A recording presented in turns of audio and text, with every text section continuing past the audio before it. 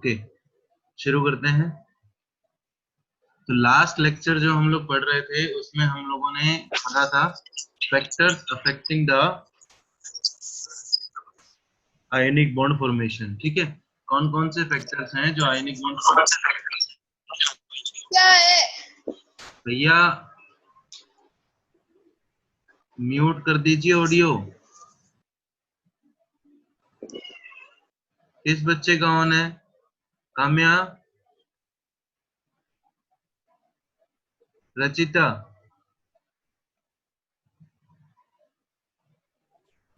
Rachita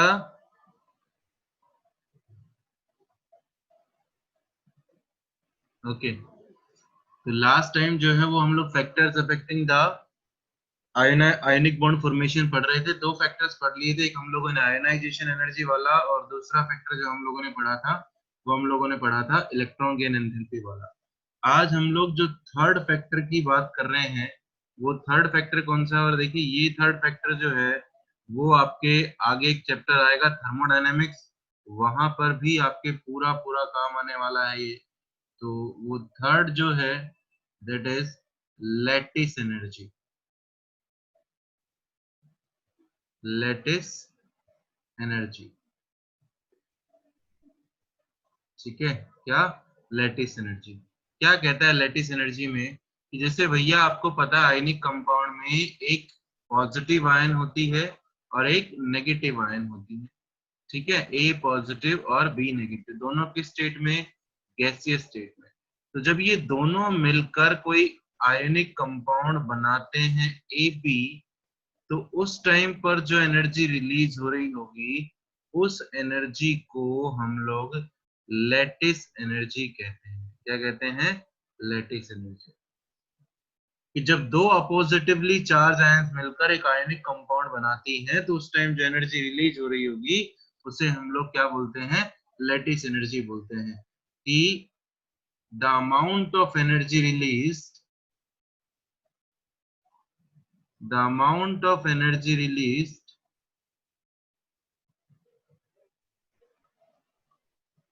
released when oppositively charged ions, oppositively charged ions are combined together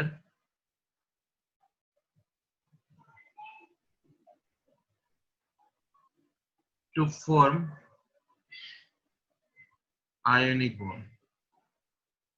Combined together to form ionic bond या to form ionic compound लिख सकते हो। The amount of energy released when oppositively charged ions are combined together to form ionic compound is known as, उसे हम लोग क्या बोलेंगे? is known as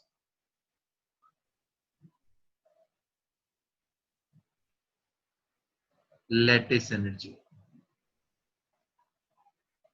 ठीक है, कि जब दो अपोजिटिवली, इसको लैटिस एनर्जी को मैं यू से दिखाता हूं, जब दो अपोजिटिवली चार्ज आयंस जैसे ए पॉजिटिव और बी नेगेटिव जब ये दोनों मिलकर एक आयनिक कंपाउंड ए बी बनाती हैं तो उस टाइम जो एनर्जी रिलीज हो रही होगी उसे हम लोग लैटिस एनर्जी कहते हैं। या फिर हम लोग इस बात को इस तरह से भी बोल सकते हैं कि भैया ए बी कोई आयनिक कंपाउंड आपको दिया गया सॉलिड स्टेट में, तो उसको अपोजिटिवली चार्ज आयंस में तोड़ने के लिए जिन आयंस से वो बना है, जिन आयंस से वो बना है उसमें तोड़ने के लिए, अब तोड़ना है तो जाहिर सी बात है आपको एनर्जी लगानी पड़ेगी। तो जो एनर्जी आपको लगानी पड़ रही है उसे हम लोग लैटिस एनर्जी कहते हैं।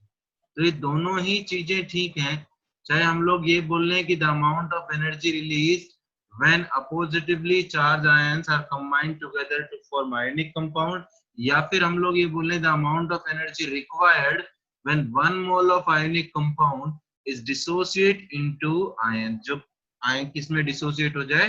आयंस में डिसोसिएट हो जाए। तो दोनों ही डेफिनेशन आप लोग लिख सकते हो, दोनों में ही कोई भी डिफरेंस नहीं है। ठीक है, अब यहाँ पर जो चीज काम की है वो ये है यहाँ पर अभी हम लोग एक चीज पढ़ेंगे, उसे हम लोग बोलते हैं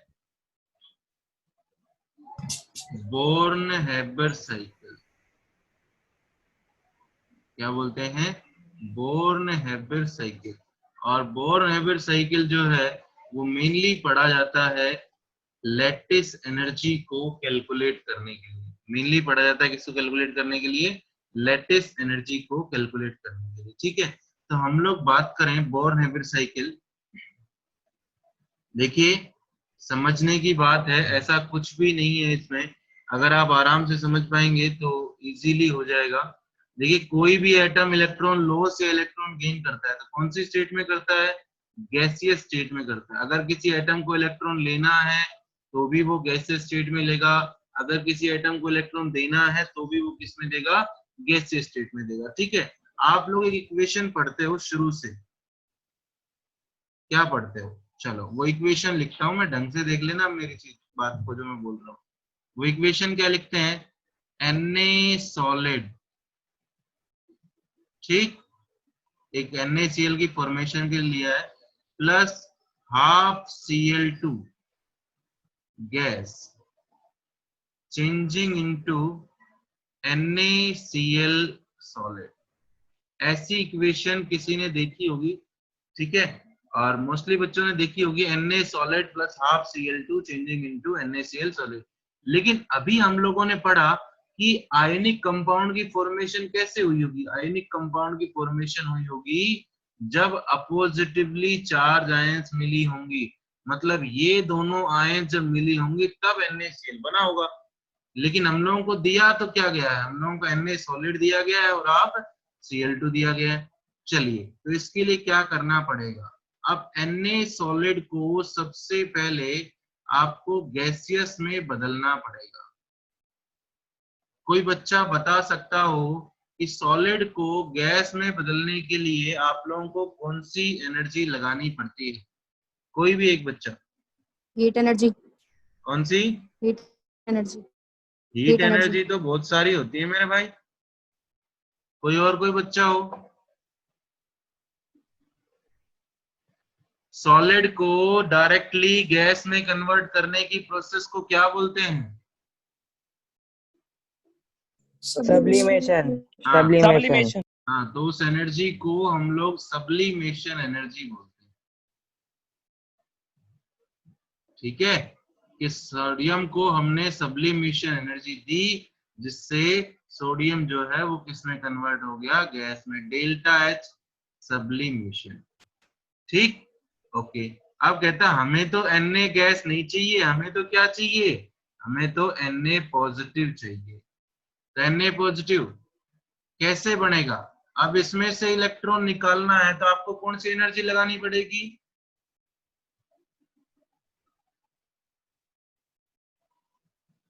सोडियम में से अगर इलेक्ट्रॉन निकालना है तो कौन सी एनर्जी लगानी पड़ेगी? बोलो। किसी एटम एटम में से निकालना हो, आयनाइजेशन। एनर्जी लगानी पड़ती है आयनाइजेशन एनर्जी। ठीक है, इसे मैं दिखा रहा हूं डेल्टा H आयोनाइजेशन। ठीक है, अब ये ढंग से देखना, यहाँ पर क्या बोल रहा हूं मैं कि आपको भैया ये Cl2 मॉलिक्यूल दिया गया है। ये क्या है? Cl2 का मॉलिक्यूल।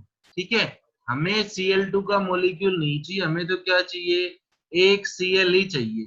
क्या चाहिए? एक Cl चाहिए। तो पहले मॉलिक्यूल को तोड़ने के लिए जो एनर्जी लगानी पड़ती है उसे बोलते हैं बॉन्ड डिसोसिएशन एनर्जी। क्या बोलते हैं? Bond dissociation energy. ठीक है, इसे मैं सिर्फ यहाँ पर D से दिखा रहा हूं। ओके, अब देखिए मेरे को ये बताइए, मॉलिक्यूल पूरा है या मॉलिक्यूल हाफ है?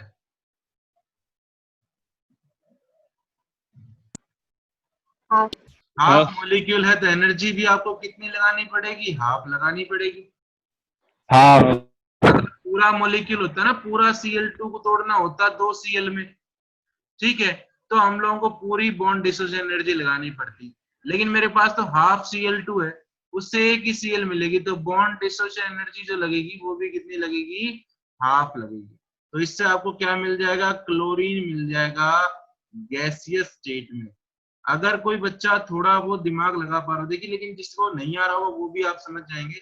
अगर कोई क्लोरीन गैसेस मिल गया, हमें पहुंचना है Cl नेगेटिव तक, मतलब क्लोरीन को एक इलेक्ट्रॉन एक्सेप्ट करना है। तो अब क्लोरीन एक्सेप्ट करेगा तो वहां से कौन सी एनर्जी बाहर निकलेगी,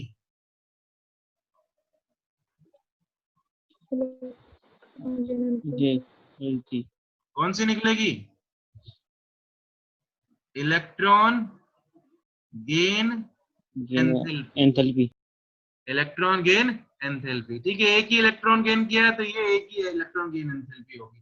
अब जब ये अपोजिटिवली चार्ज आयंस Na पॉजिटिव और Cl नेगेटिव एक दूसरे के साथ मिलेंगी तो उस टाइम NaCl की फॉर्मेशन होगी, और जो एनर्जी रिलीज होगी उसे हम लोग बोलते हैं क्या, लैटिस एनर्जी। ये लैटिस एनर्जी रिलीज होगी, कब होगी, जब Na पॉजिटिव और Cl नेगेटिव मिलेंगे।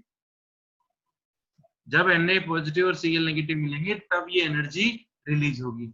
और देखिए यहाँ पर तो मैंने एक तरह से स्टेप्स में कर दिया, इसको हम लोग बोलते हैं डेल्टा H फॉर्मेशन। मतलब डेल्टा H फॉर्मेशन होता है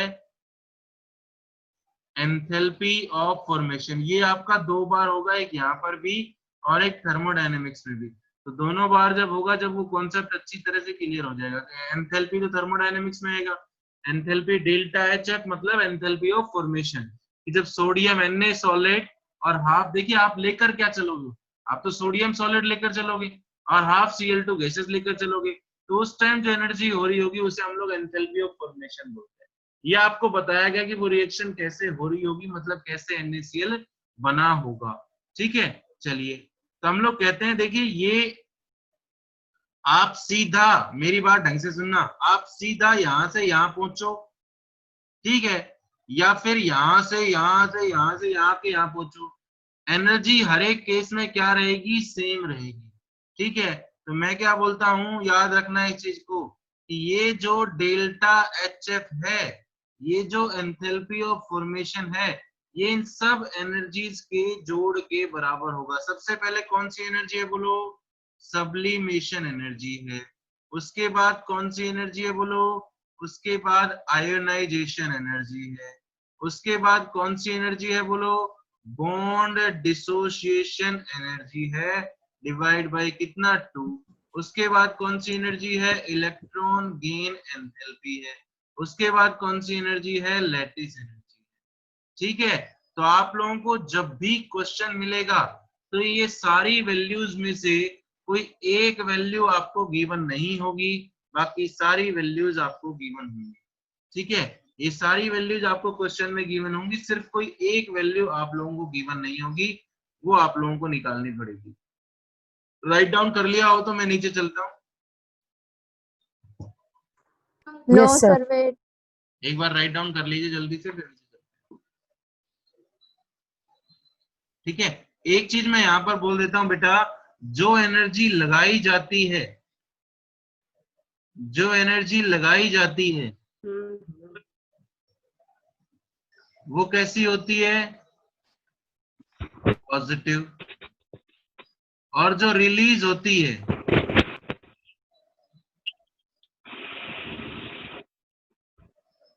वो कैसी होती है, नेगेटिव। ठीक है, अब देखिए सब्लिमेशन आपको लगानी पड़ी, कैसी मिलेगी, पॉजिटिव। आयोनाइजेशन आपको लगानी पड़ी, कैसी मिलेगी, पॉजिटिव। बॉन्ड डिसोसिएशन एनर्जी आपको लगानी पड़ी, कैसी मिलेगी, positive. Electron gain enthalpy release हुई, कैसी मिलेगी, नेगेटिव। लैटिस एनर्जी रिलीज हुई, कैसी मिलेगी, नेगेटिव।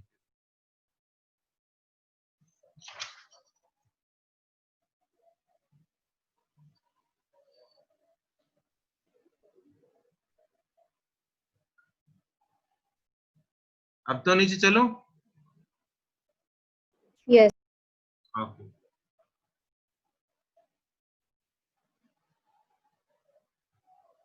चलिए, कल आप लोगों ने कंपाउंड की फॉर्मेशन पढ़ी थी, वो कंपाउंड था CaF2।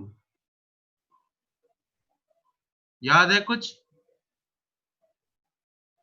आयनिक यस सर। फॉर्मेशन में एग्जांपल लिया था CaF2। तो CaF2 कैसे बना था कि भैया दो Ca2 पॉजिटिव, कैल्शियम ने अपने 2 इलेक्ट्रॉन लॉस कर दिए थे और फ्लोरीन ने उसका एक एक इलेक्ट्रॉन जो है वो एक्सेप्ट कर लिया था।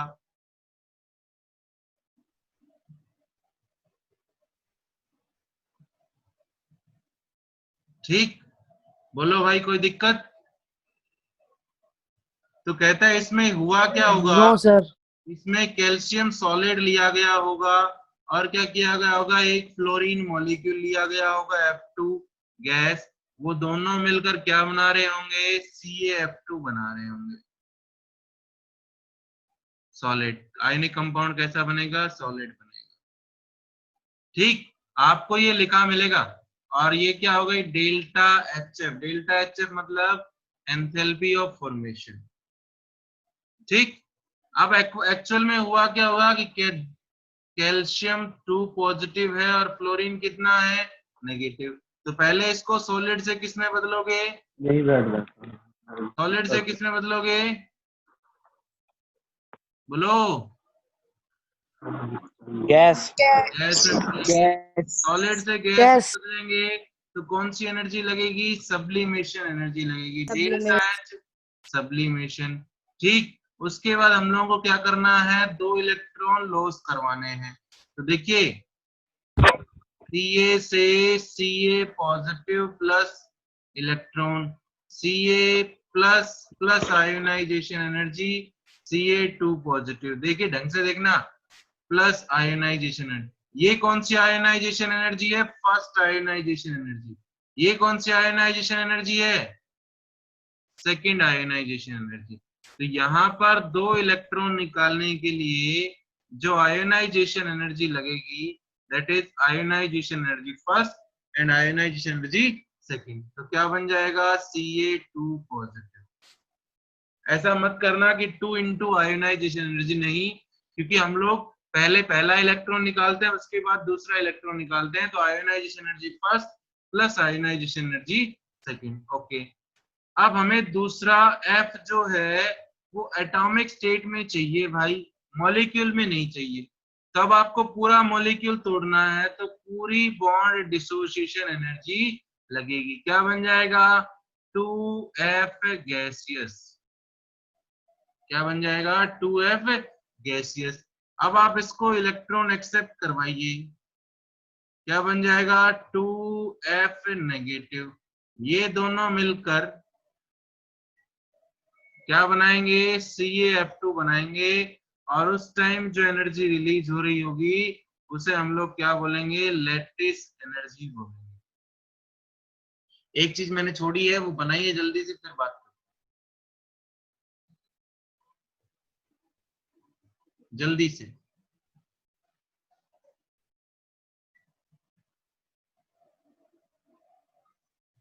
ये बना लिया,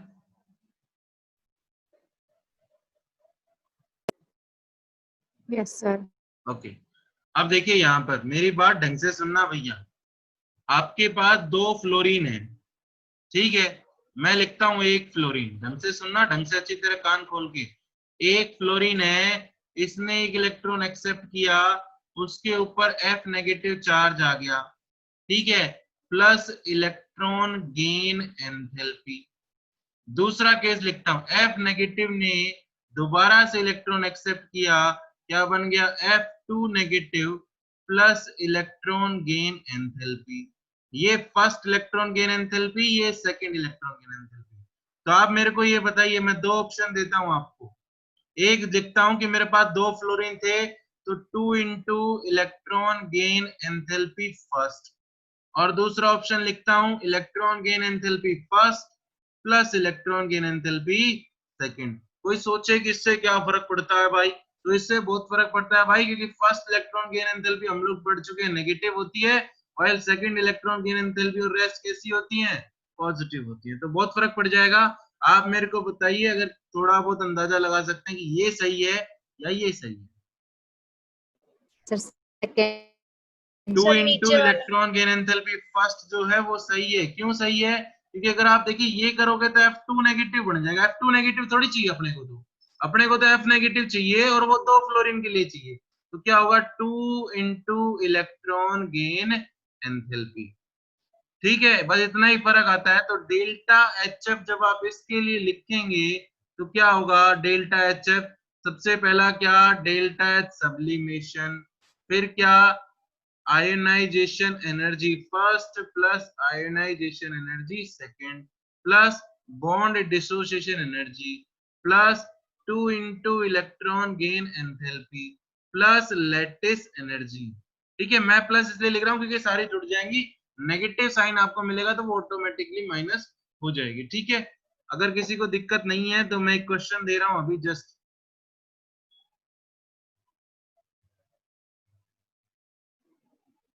ये राइट डाउन कर लिया हो तो एक क्वेश्चन करते हैं, फिर नहीं होगा तो फिर मेरे को तो मैं तो करा ही दूंगा। जल्दी बोलिए। राइट कर लिया सर, आउट। राइट डाउन कर लिया ना, ओके ठीक है। चलिए, तो एक क्वेश्चन पूछा गया आपसे, calculate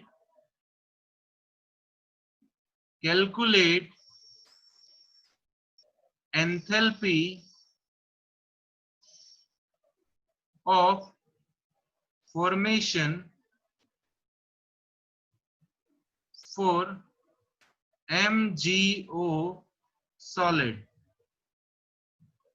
on the basis of following data. On the basis of following data. ठीक है, मैं सिर्फ ये लिख देता हूं, MgO बनाना है तो कैसे बनेगा, Mg solid plus half O2 changing into MgO। ठीक है, अब इसका एक बार डाटा मैं आप लोगों को बाद में बताऊंगा, पहले आप लोग इसका एक बार बोर्न-हैविर साइकिल बनाइए। क्वेश्चन लिख लिया सबने?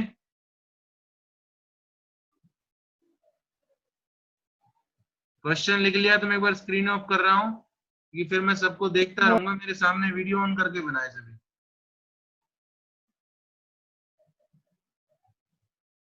ओके, शुरू करते हैं एक बार, है ना। देखिए, आपने सबसे पहले इस Mg सॉलिड को बदलना पड़ेगा, किसमें बदलना पड़ेगा भैया, गैसियस स्टेट में बदलना पड़ेगा। और गैसियस स्टेट में बदलने के लिए आपको जो एनर्जी लगानी पड़ेगी that is sublimation, delta H sublimation.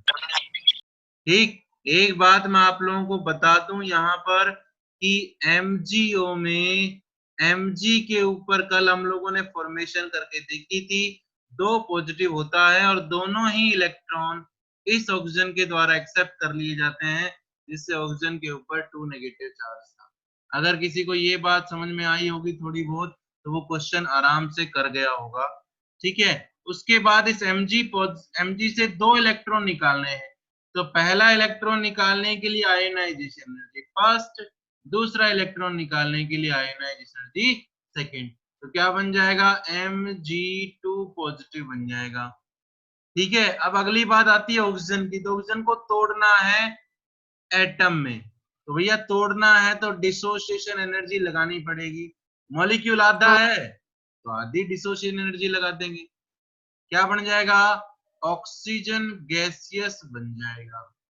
ठीक, अब मैं फिर से बोलता हूं कि भैया अब आपको O गैसियस से O2 नेगेटिव गैसियस तक पहुंचना है, मतलब आपको ऑक्सीजन को 2 इलेक्ट्रॉन एक्सेप्ट करवाने हैं।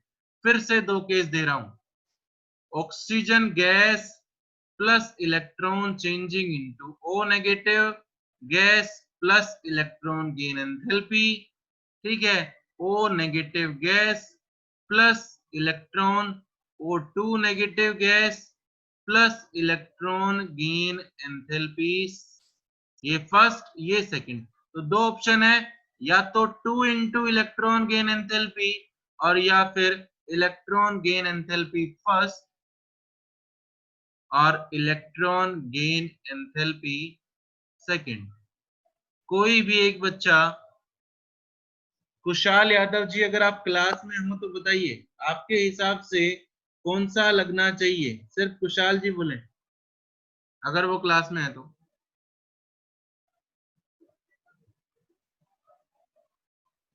कुशाल जी नहीं है। चलिए हिमांशी सर। कल है कुशाल जी, यस सर। बताइए तो आपके हिसाब से कुशाल जी कौन सा होना चाहिए। दो ऑप्शन है, 2 into electron gain enthalpy, electron gain enthalpy first plus electron gain enthalpy second. आपके हिसाब से कौन सा होना चाहिए। कोई बात नहीं, मेघांश मौर्य जी बताइए। सर नहीं आता। मेघांश मौर्य जी नहीं पता। नहीं पता। ठीक है, खुशी राजपूत जी बेटा नहीं पता, उसी के लिए तो सर बैठे हैं ना। सेकंड ऑप्शन, कौन सा, ये वाला। देखो अब सेकंड आपको वाला। बनाना क्या है, अगर दो ऑक्सीजन होती ना और एक नेगेटिव चार्ज लेके आना होता तो मैं ये लगा देता, लेकिन मेरे को O2 नेगेटिव चाहिए। और O2 नेगेटिव कब मिलेगा, जब फर्स्ट इलेक्ट्रॉन गेन एंथैल्पी हो और सेकंड इलेक्ट्रॉन गेन एंथैल्पी हो। तो क्या हो जाएगा, electron gain enthalpy first plus electron gain enthalpy second. ये दोनों जब मिलेंगे तो कौन सी एनर्जी रिलीज होगी, लैटिस एनर्जी रिलीज होगी। ठीक, हर साल या दूसरी साल, हर एक दो साल में जेई मेन में इसका क्वेश्चन पूछा जाता है बोर्न-नेबर साइकिल का। ठीक है, अब मैं आपको डाटा बोल रहा हूं, डाटा सुनिए। Sublimation energy 10 joule. ठीक, ionisation energy first 20 joule, ionisation energy second 30 joule. ठीक है, bond dissociation energy is 40 joule, 40 joule. ठीक है, electron gain enthalpy first is 200 joule, electron gain enthalpy second, ये माइनस ये plus, 210 joule. Lattice energy is -400 joule. आपसे कहा गया delta HF बताइए, कीजिए।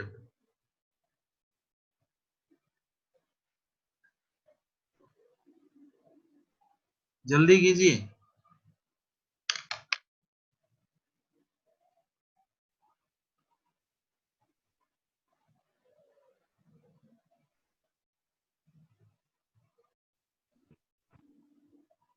-290 माइनस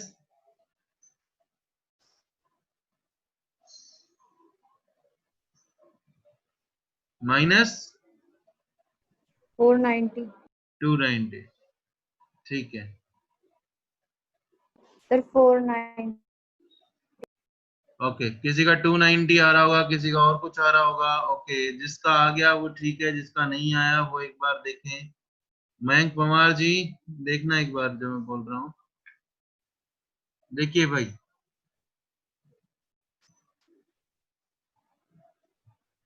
क्या कहता है, जो आपका फॉर्मूला बनेगा वो क्या बनेगा, delta H enthalpy of formation is equals to, सबसे पहले sublimation energy plus ionisation energy first plus ionisation energy second plus bond dissociation energy. कईयों ने पूरी की पूरी लगा दी होगी, डिवाइडेड बाय कितना आएगा 2 plus electron gain enthalpy first plus electron gain enthalpy second plus lattice energy. ठीक है, बस इसका ध्यान रखना है, ये जरूरी है, क्योंकि हम लोग 40 का 40 ही लिख देंगे वैल्यू जब आंसर निकालना। कितना है, 10 20 30 40/2 प्लस कितना है माइनस का 200 प्लस प्लस का कितना है 210। लैटिस एनर्जी कितनी है, -400। सॉल्व किया होगा 10 plus 20 plus 30 plus 20 minus 200 plus 210 minus 400 solve किया होगा, कितना आया होगा बोलिए? 30, 50, 60, 80, 290 और 600 में से 290 चले गए, यही आएगा। -310 माइनस माइनस 310 यही आएगा भाई, बोलो बोलो ये। यस यस सर यही आएगा। ठीक है, आगे चलते हैं। अब कहता है देखिए, लैटिस एनर्जी के बारे में आपने क्या बात कही कि जितनी ज्यादा लैटिस एनर्जी एक रिलीजिंग एनर्जी है, और रिलीजिंग एनर्जी है तो जाहिर सी बात है उसकी वैल्यू कैसी होती है? नेगेटिव। हम लोग क्या बोलते हैं कि कंडीशन जो है, condition for stability of ionic compound,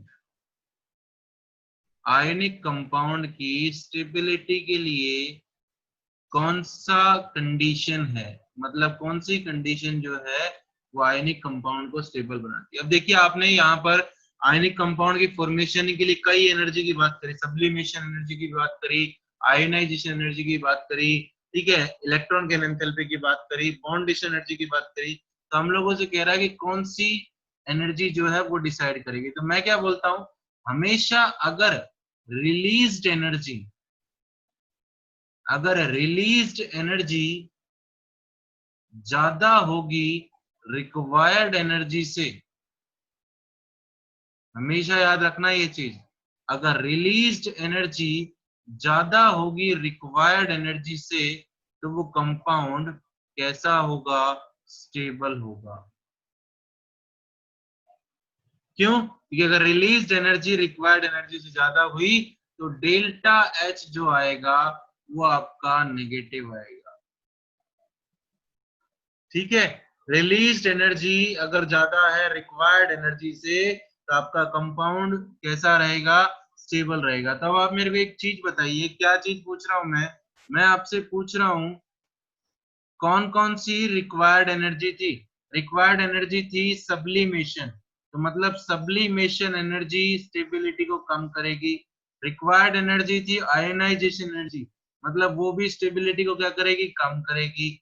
bond dissociation energy वो भी रिक्वायर्ड थी, इसका मतलब वो भी क्या करेगी? स्टेबिलिटी को कम करेगी। ठीक है, electron gain enthalpy releasing energy थी, मतलब वो स्टेबिलिटी को बढ़ाएगी।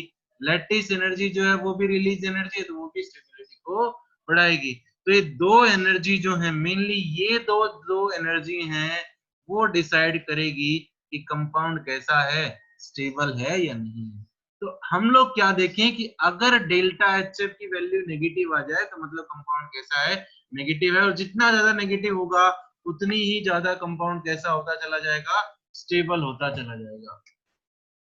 कोई दिक्कत है तो बोलिए। No sir. कोई दिक्कत है तो बोलिए, एक सेकेंड। हाँ, ठीक है, एक बार हम लोग जो हैं वो दोबारा से लीव करके ज्वाइन करेंगे भाई, है ना, क्योंकि ये कभी भी स्टॉप हो जाएगा मेरे को पता। ओके,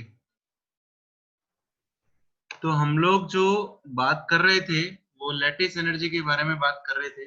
देखिए, आप लोगों को एक बात पता है, क्या बात पता है? कि force is directly proportional to Q1 Q2 and force is inversely proportional to R square। ठीक है, force is directly proportional to Q1 Q2 and force is inversely proportional to R square।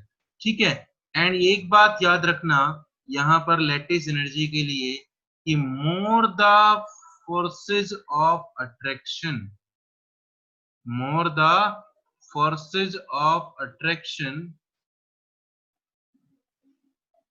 more will be lattice energy, lattice energy उतनी ही ज्यादा होगी, कैसी होगी, negative. ठीक है, जितना ज्यादा फोर्सेस ऑफ अट्रैक्शन होगा लैटिस एनर्जी उतनी ही ज्यादा नेगेटिव हो जाएगी। तो हम लोग बोल रहे हैं factors on which lattice energy depends. कौन से फैक्टर्स हैं जिनके ऊपर लैटिस एनर्जी जो है वो डिपेंड करती है। देखिए, सबसे पहला फैक्टर है चार्ज ऑन द आयंस। अब देखिए, आप क्लियरली आराम से बता सकते हैं चार्ज ऑन द आयंस। अभी मैंने ऊपर बता दिया, क्या बताया कि force is directly proportional to Q1 Q2, charge के डायरेक्टली प्रोपोर्शनल है फोर्स। तो अगर फोर्स ज्यादा होगा तो स्टेबिलिटी भी ज्यादा होगी। तो मैं क्या बोल सकता हूं, higher the charge on the ions, higher the charge on the ions,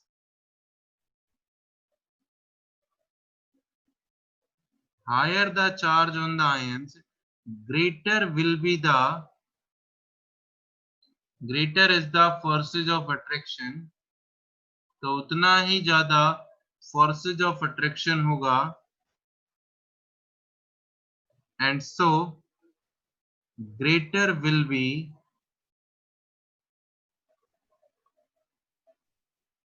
stability, तो उतनी ही ज्यादा क्या हो जाएगी, स्टेबिलिटी हो जाएगी। मान लीजिए आपको दो दे दे और पूछे किसमें लैटिस एनर्जी ज्यादा होगी, तो जिसमें चार्ज ज्यादा होगा, जिसमें आयंस के ऊपर चार्ज ज्यादा होगा, उसकी स्टेबिलिटी भी ज्यादा होगी। जैसे मैं आप लोगों से कहूं कि आप लोगों को दिया गया, क्या दिया गया भैया, आप लोगों को दिया गया कि NaCl, ठीक, दूसरा दिया गया CaCl2 और तीसरा दिया गया MgO। ठीक है, आप लोगों से पूछा गया किसकी लैटिस एनर्जी ज्यादा होगी। तो देखिए, Na के ऊपर क्या है, +1, Cl के ऊपर क्या है, -1, कैल्शियम के ऊपर कितना चार्ज होता है, +2, क्लोरीन के ऊपर कितना होता है, -1, Mg के ऊपर कितना, +2, ऑक्सीजन के ऊपर कितना, -2। तो आप मेरे को बताइए कि सबसे ज्यादा फोर्सेस ऑफ अट्रैक्शन आप लोगों के हिसाब से किसमें होगा। CaCl. सबसे ज्यादा फोर्सेज ऑफ अट्रैक्शन आप लोगों के हिसाब से किसमें, CaCl2. MgO। ओके, आप लोगों के देखिए यहाँ पर कितना है, +1, यहाँ पर कितना है, +2, बढ़ गया, यहाँ पर भी +2। ठीक है, इन दोनों में सेम है, तो इसका तो केस खत्म। ठीक, क्लोरीन यहाँ पर -1, यहाँ पर भी -1, यहाँ पर कितना, -2, तो इसमें ऑक्सीजन के ऊपर भी चार्ज ज्यादा है। तो MgO की लैटिस एनर्जी सबसे ज्यादा होगी, ना कि CaCl2 की। आपको ये नहीं देखना वो कितना है कितना नहीं, अगर कितना देखें, 2 क्लोरीन है, 2 पे -1, ठीक है, लेकिन जब फॉर्मेशन करोगे तब आपको पता चलेगा कि यहाँ पर जो एनर्जी थी वो तो electron gain enthalpy first plus electron gain enthalpy second थी, अभी किया, और यहाँ पर जो एनर्जी है वो 2 इंटू इलेक्ट्रॉन गेन एंथैल्पी, वो लैटिस एनर्जी को अफेक्ट करती है। तो आपको सिंगल कितना चार्ज होगा वो देखना है। ठीक है, ओके, दूसरा जो फैक्टर है,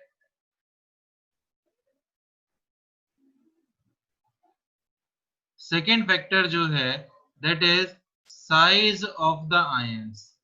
अब साइज से कैसे रिलेटेड है, तो हमने कहा F is inversely proportional to R square. ठीक है, F is inversely proportional to R square. जितना छोटा साइज होगा फोर्स ऑफ अट्रैक्शन उतना ज्यादा, और जितना ज्यादा फोर्स ऑफ अट्रैक्शन स्टेबिलिटी उतनी ज्यादा। हम लोग क्या बोलते हैं, smaller the size of the ion, smaller the size of the ion,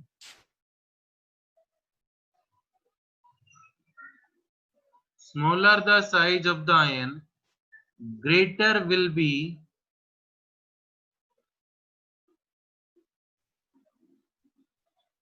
be forces of attraction, उतना ही ज्यादा forces of attraction होगा। and so greater will be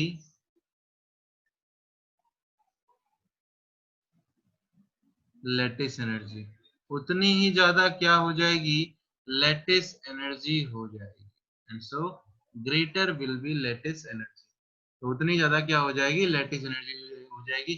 चलिए मैं आप लोगों को देता हूं NaCl और NaBr, ठीक है।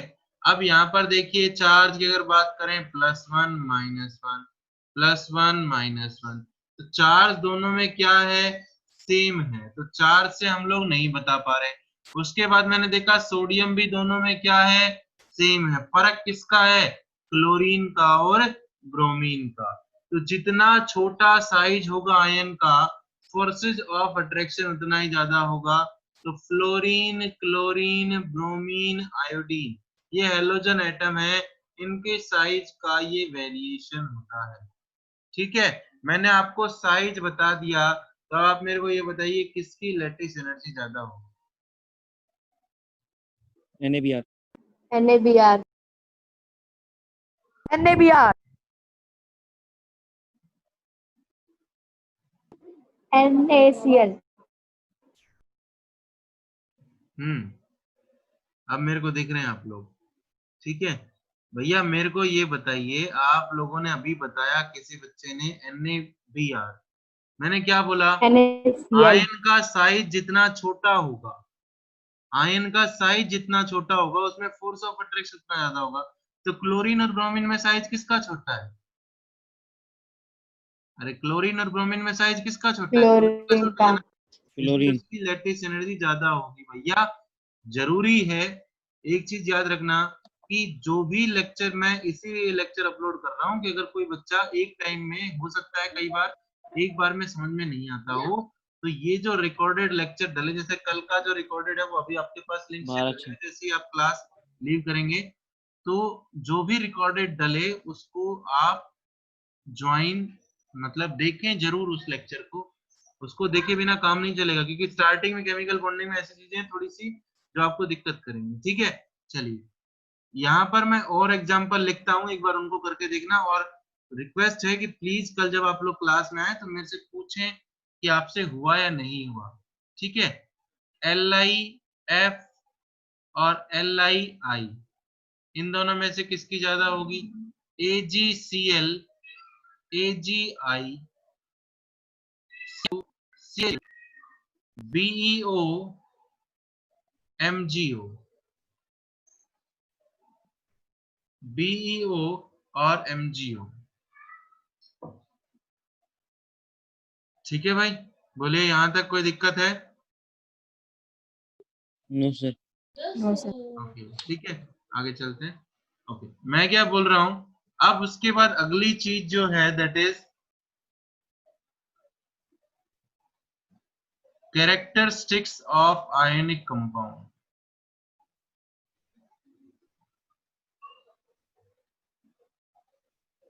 लैटिस एनर्जी में थोड़ा सा और पढ़ना है हम लोगों को, वो कंपटीशन से रिलेटेड है, जो आपके स्कूल्स में पूछा जाता है वो मैं आप लोगों को बता चुका हूँ। तो लैटिस एनर्जी के बारे में थोड़ा सा और पढ़ना है, वो हम लोग चैप्टर के एंड में पढ़ेंगे जब हम लोग कंपटीशन के बारे में बात करेंगे। तो इसमें तो सिर्फ अभी आपको इतना ही पढ़ना है, ठीक है। चलिए कैरेक्टरिस्टिक ऑफ आयनिक कंपाउंड, देखिए अगर आप समझना चाहें तो बहुत ही आसान है, कल ही आप लोग पढ़ चुके थे, यहां से ही आप लोग बता देंगे। सबसे पहला आयनिक कंपाउंड किससे बनता है, आयन से बनता है। कौन कौन सी आयन्स होती हैं, positive ion and negative ion, ठीक है। वो पॉजिटिव और नेगेटिव आयन किस फोर्स से जुड़ी होती हैं एक दूसरे से, वो एक दूसरे से इलेक्ट्रोस्टैटिक फोर्स से जुड़ी होती हैं। किस फोर्स से जुड़ी होती हैं, इलेक्ट्रोस्टैटिक फोर्स से जुड़ी होती हैं। एक सेकेंड, हाँ, किस फोर्स से जुड़ी होती हैं, इलेक्ट्रोस्टैटिक फोर्स से जुड़ी होती हैं। और इलेक्ट्रोस्टैटिक फोर्स कैसे फोर्स होते हैं, स्ट्रॉन्ग फोर्सेज होते हैं। अब कोई अगर आयंस एक दूसरे के साथ स्ट्रॉन्ग फोर्सेस से जुड़ा होगा तो वो कैसा होगा, सॉलिड होगा, सॉलिड होगा। दूसरी बात स्ट्रॉन्ग फोर्सेज हैं उसका melting point boiling point high होगा, high melting point and high boiling point. तीसरी बात करें सॉलिबिलिटी की, तीसरी बात करें सॉलिबिलिटी की, तो सॉलिबिलिटी के लिए एक रूल आता है, आप लोगों ने थोड़ा बहुत इसका जिक्र 10th क्लास में भी सुना होगा, लाइक डिसॉल्व्स लाइक।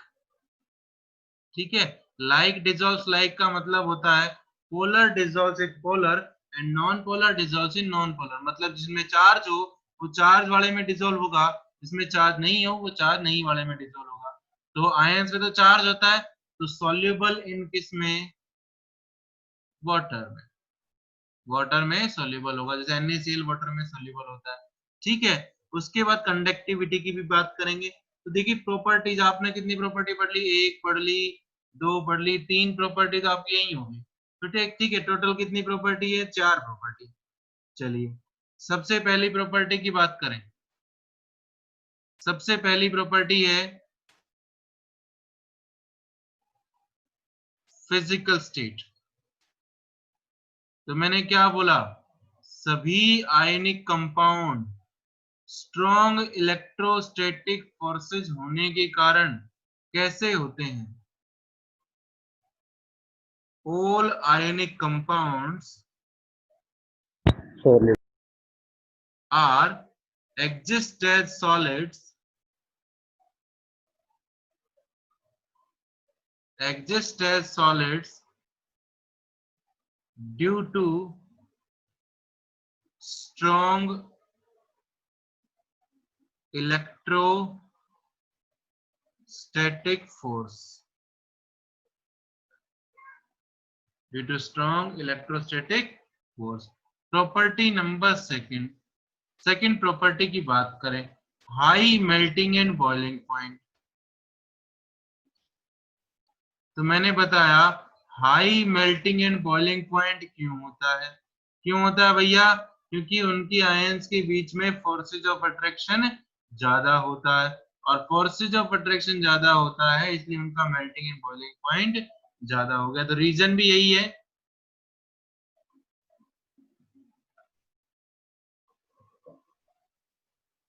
कि due to strong electrostatic forces of attraction, due to strong electrostatic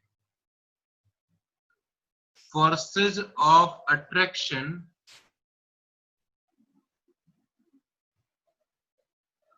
the ionic compounds have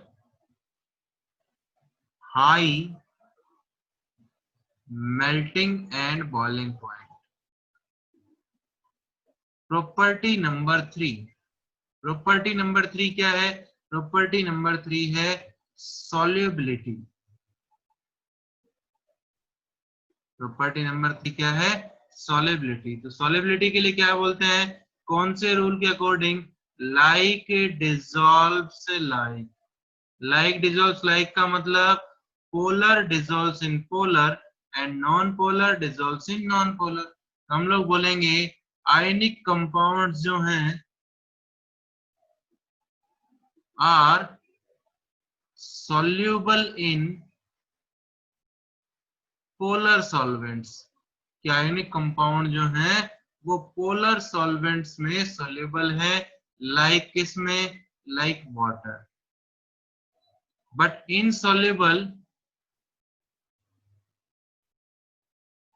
in organic solvent.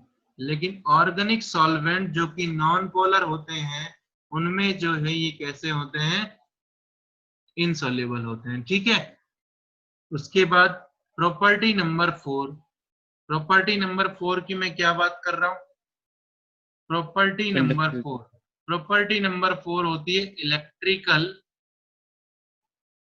Conductivity. देखिए इतना तो 10th क्लास में पढ़ लिया होगा, कंडक्टर क्या होता है, कंडक्टर क्या होता है, which allows the passage of electricity, जो अपने अंदर से इलेक्ट्रिसिटी को पास होने दे। ठीक है, 10th क्लास में इतना तो पढ़ के आए, दो टाइप के कंडक्टर होते हैं, एक मेटेलिक कंडक्टर, एक इलेक्ट्रोलाइटिक कंडक्टर। इंसुलेटर। ठीक है, इंसुलेटर अलग चीज होती है बेटा। कंडक्टर दो टाइप के होते हैं, एक मेटेलिक और एक इलेक्ट्रोलाइटिक।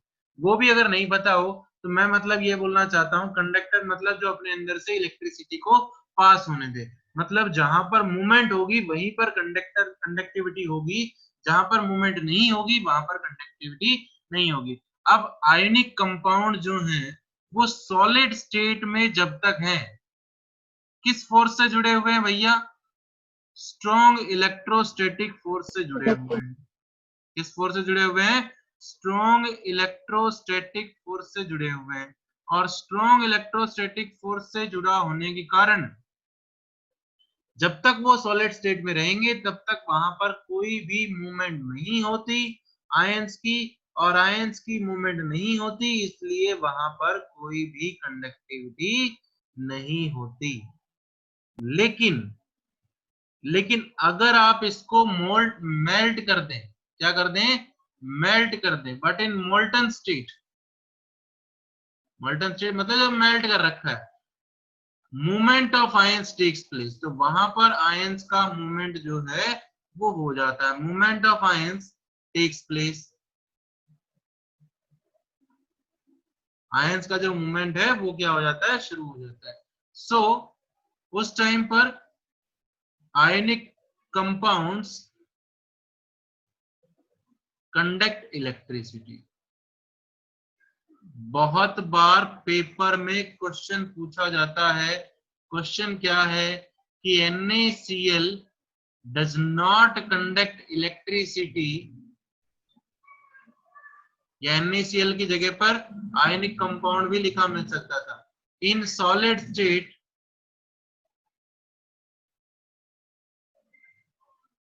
but conduct electricity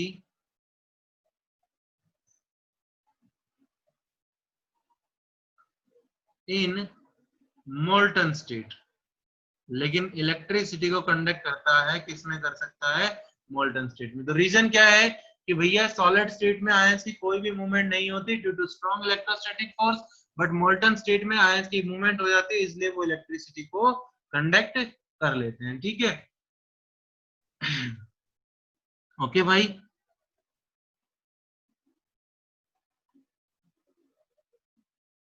मेरे हिसाब से यहां तक का आप लोगों को